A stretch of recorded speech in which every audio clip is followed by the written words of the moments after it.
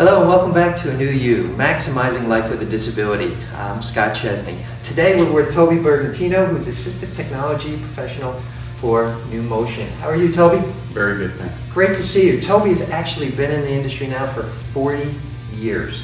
So Toby, we have a lot of people, as you well know, who watch this program who have mobility disabilities. We have caregivers who watch it. We also have healthcare professionals who watch this.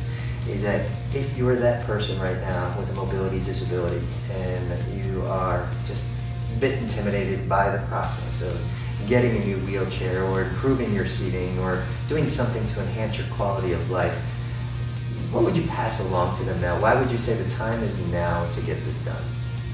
Well, I think it's something that you don't have to be intimidated by because you use the analogy of it's like buying a new car. It can be. You get choices and you ask the questions that you have related to your individual needs, and the ultimate decision of what you get is yours. You just need to find the right professionals that can guide you to what is the right options. And I think that makes the biggest difference. It's an exciting time.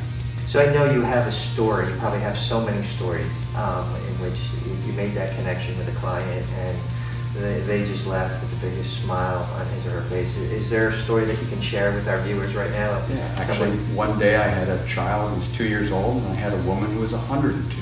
Wow. In the same day. And the 2-year-old, we gave power. And all of a sudden, took off to go see Power chair. a girlfriend. Power chair. Okay. We gave power. Yeah, we gave power. Power chair. Yeah, we gave a little bit of that too. And then the woman who was 102 was the feistiest 102 person I've ever met.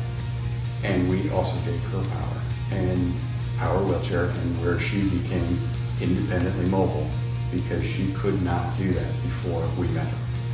And so just seeing their faces and seeing the fact that they now can maneuver around their home, it's just the greatest experience.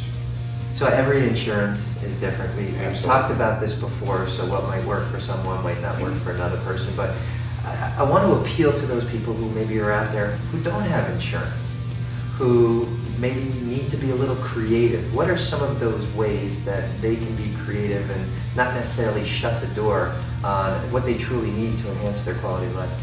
What we've done is actually in my 40 years, I've just been establishing lists of funding sources.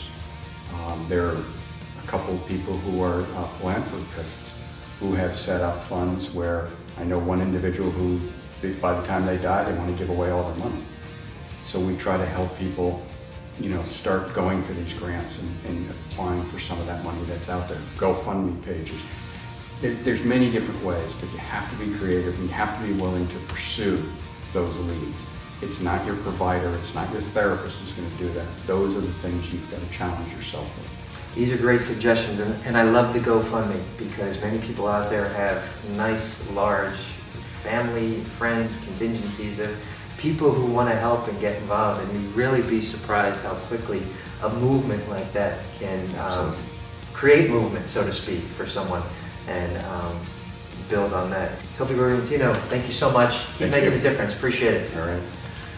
Thank you.